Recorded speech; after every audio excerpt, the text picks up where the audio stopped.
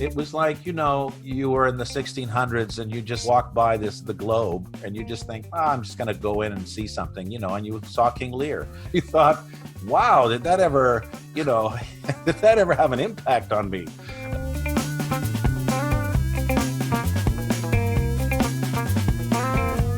I'd done theater school. I went to England to study theater. And then when I came back, I was 20 and I didn't want to be an actor. And for all kinds of reasons that I'm not going to get into. But I got a job marketing smoke detectors. So this little company, which was called Life Alert, assigned me to the province of Quebec. I had to go to 80 branches of Avco Financial Services. And after a few months, I hit Ottawa, or the suburbs of Ottawa. It was my birthday. And I went to the motel and I thought, I'm not going to stay in this room for the whole night on my birthday. I've got to go do something. And I drove around and I found this tavern, this kind of tavern place, restaurant tavern. And outside there was a sign that said tonight, Willie Dixon.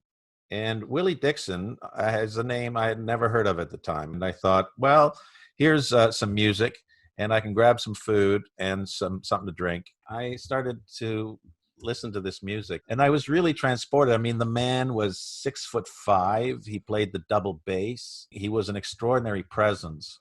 And I was completely transfixed because I knew enough about the blues to know where it came from, but I'd never seen a live concert of blues and I never heard a group of men, sing this music that was a revelation. The voice, the grittiness of it, the life in it. The guy was in his 60s at the time. It was, in one sense, it was so simple. It was so direct. It was like they were talking. They were just talking to you in music. What you're getting with the music is you're getting all of that past. That is his past. That is his culture. That is his world. There was a universe of distance between me and him. And there was no way that was going to be bridged directly. And that the experience had really happened through the music. That's what's so clear to me about and so powerful about the live experience of being in a room with somebody. That was a great thing. That was a great thing not to know. Just if the music will speak for itself, the play will speak for itself, the experience will speak for itself. There was an example of a truly great artist that I got to experience in a completely original way, somewhere where I would never have imagined to find such a person. He stood for somebody who knew his art and could do it anywhere. And that's such a great lesson. The man was hooked to the love of his art form. And that is what I sought, not how can I make more money? How can I get bigger? How can I go to Hollywood? How can I, work with stars? None of that made any sense. The only thing that made sense was know what you're doing and live with it and steep yourself in it. And that was a living example of it. I came home.